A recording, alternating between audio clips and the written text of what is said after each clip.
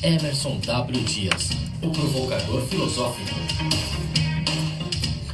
Tá aqui conosco o Emerson W. Dias, trazendo mais uma vez o quadro Momento, o Inédito Viável. Muito boa noite, obrigado pela presença aqui, Emerson. Boa noite, Renato, boa noite a todos os ouvintes. E o que você traz para nós nesta segunda-feira fria em São Paulo? Fria, vamos falar sobre possibilidades e probabilidades. Possibilidades e probabilidades. Exato. Então vamos lá. É aproveitável falar isso porque ontem, dia 22 de setembro, é dia do contador. Ontem.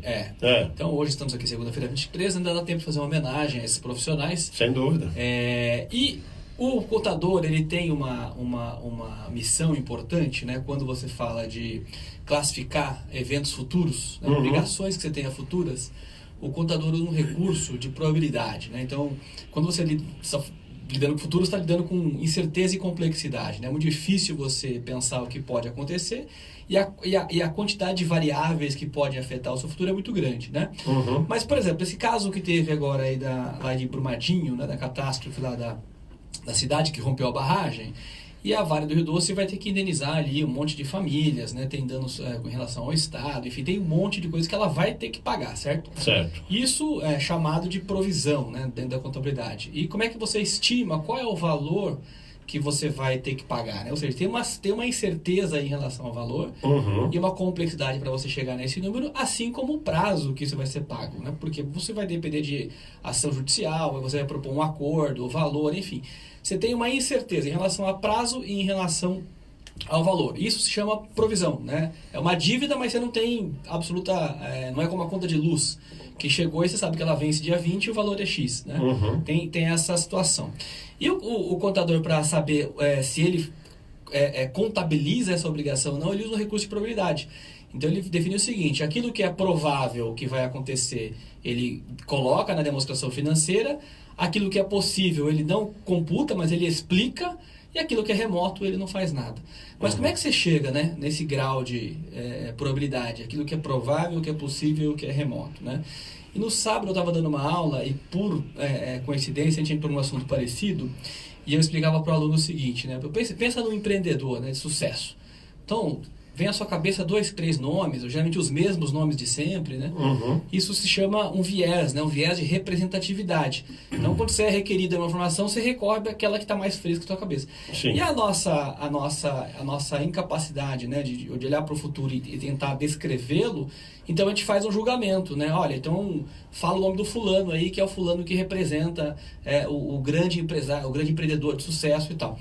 Agora, esse é um evento raro, teve um, né? Ah, mas o cara saiu do nada, chegou lá. Não, tem 1, tem 2, tem 3, tem 5. Ou seja, o fato de ter um ou poucos mostra que é possível, certo? É possível, o cara sair do nada, construir um império, é possível. Tá. Mas ao mesmo tempo, o fato de só existir um mostra que não é provável. Certo? Sim. Ou seja, né, o mesmo exemplo pode ser aplicado para os dois casos, para dizer que é possível sim, mas como só tem um, ele não é provável, certo? É um evento raro, né?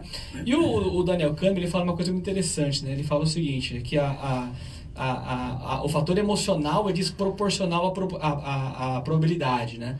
Então, por exemplo, quando você fala assim de um acidente aéreo, fica todo mundo com medo de voar, né? O pessoal começa a andar de carro, então, mas o carro estatisticamente mata muito mais do que avião, né? Um assalto violento, assim, você fica com medo de passar naquela rua, mas qual a probabilidade daquilo acontecer novamente? É muito baixa, mas a emoção fala muito alto e você acaba evitando, né? Sem dúvida. Ou seja, a nossa mente, ela não trabalha de forma estatística, ela trabalha de forma dramática, né? A emoção é muito mais forte do que a probabilidade. E o evento raro, então é isso, né? A gente sempre pensa no evento raro e tenta mensurar tudo a partir daquele evento raro. Mas na realidade a gente esquece que para um evento raro tem milhões e milhões de outros eventos que acontecem todos os dias e que a gente muitas vezes não presta atenção, né? Quando você fala, por exemplo, de um tsunami, né, que matou muita gente, o terrorismo, uma ação de terrorismo, matou muita gente e tal, fica assustado, mas morre muito mais gente por má alimentação, né, todos os dias, e ninguém muda o comportamento.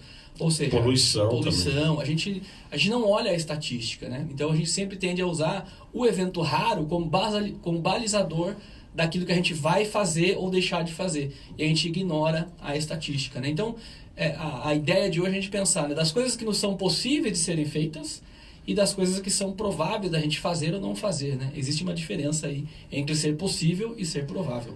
E aí me leva também a pensar no seguinte, que para ser provável nós temos que nos preparar para isso. Estou dizendo do ponto de vista, vamos dizer, profissional, né? Se você não vai ser, por exemplo, um engenheiro, provavelmente, se você não se dedicar para isso, né? Senão, não vai ser possível, né? Exato. Quer dizer, você vai ter que trilhar um caminho, você vai ter que abrir uma probabilidade disso acontecer. Correto. Tem um esforço, Tem um esforço atrás disso. Exato. E tem uma questão também da complexidade do ambiente, né?